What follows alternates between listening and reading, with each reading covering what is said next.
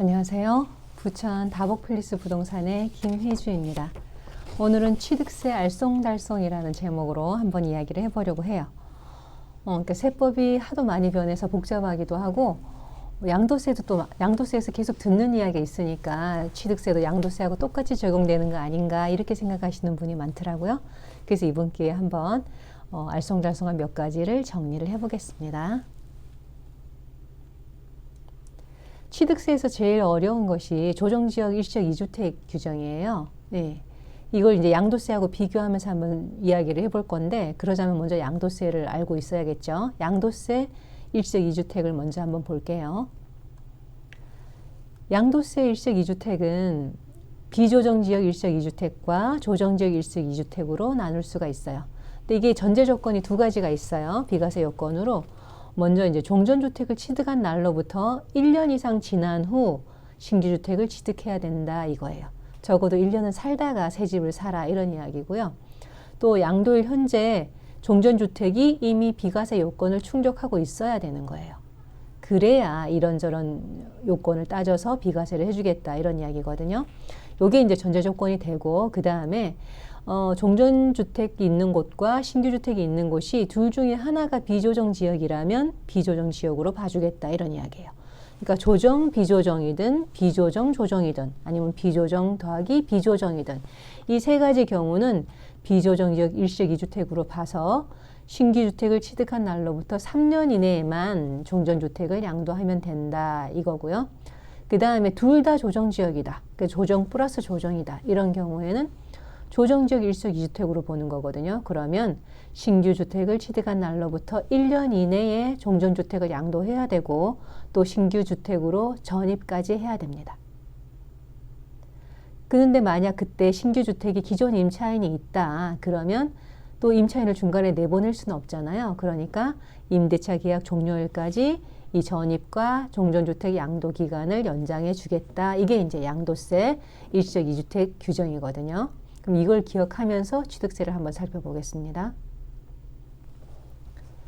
취득세에서는 그러니까 양도세와 다른 부분이 확실히 다른 게 두 가지가 먼저 있어요.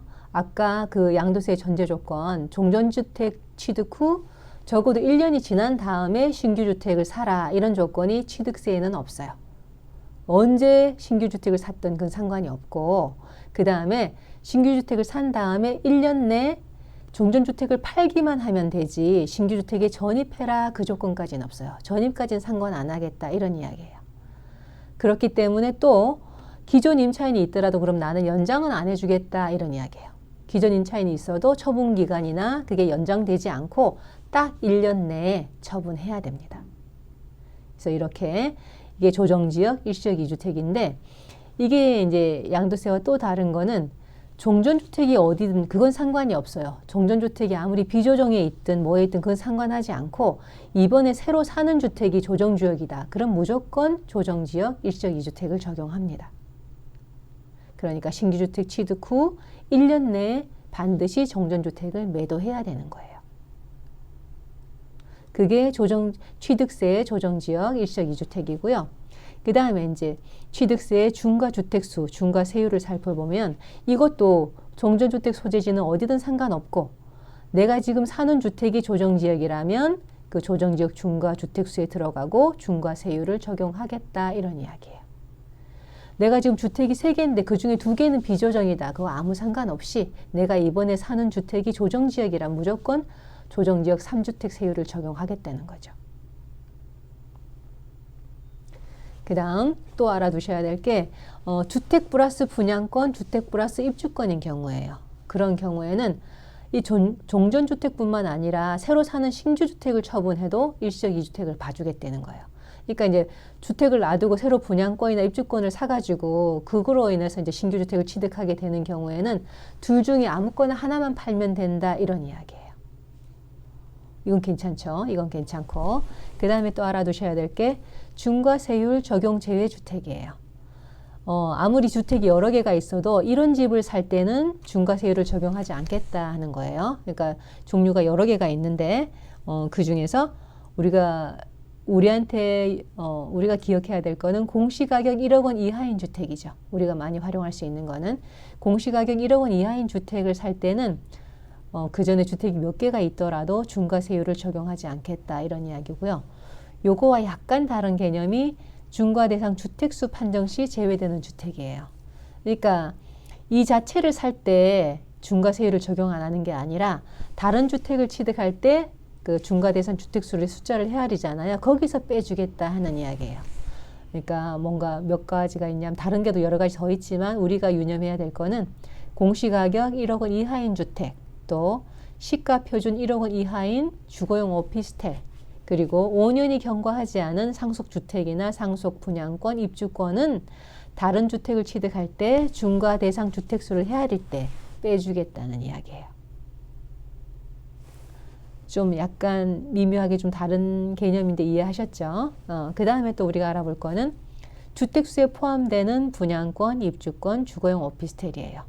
이제 취득세에서도 2020년 8월 10일 이후에 취득하는 이 분양권, 입주권, 주거용 오피스텔은 주택수에 포함하겠다 이런 이야기거든요. 그런데 이 입주권은 어차피 주택 완공할 때 원시 취득이기 때문에 2.8%로 딱 고정이 돼 있어요. 고정이 돼 있는데 다른 주택 취득세를 이제 중과하면서 주택수를 헤아릴 때는 주택세에 들어간다 이런 이야기예요. 그 다음에 주거용 오피스텔도 마찬가지예요. 주거용 오피스텔도 다른 주택을 취득세 중과하면서 헤아릴 땐 주택수에 들어가지만 그 자체 주거용 오피스텔 자체를 취득할 때는 그건 취득세가 정해져 있어요. 업무시설로 4%로 정해져 있거든요. 왜냐하면 지금 현재는 주거용 오피스텔로 사용하는 걸 내가 샀지만 내가 그걸 업무용으로 바꿀 수도 있는 거잖아요. 그러니까 앞으로 이걸 업무용으로 사용할지 주거용으로 사용할지 정해져 있는 게 아니기 때문에 이 주거용 오피스텔을 취득할 때는 그 업무시설 취득세로 그냥 4%를 적용합니다. 예, 오늘 이렇게 취득세 애매하게 알고 있던 거 약간 알쏭달쏭한 몇 가지를 알아봤는데요. 다음에 또 다른 좋은 영상으로 찾아오겠습니다. 이 영상이 도움이 되셨다면 구독과 좋아요 부탁드리고요. 저는 부천 다복 팰리스 부동산의 김혜주였습니다. 감사합니다.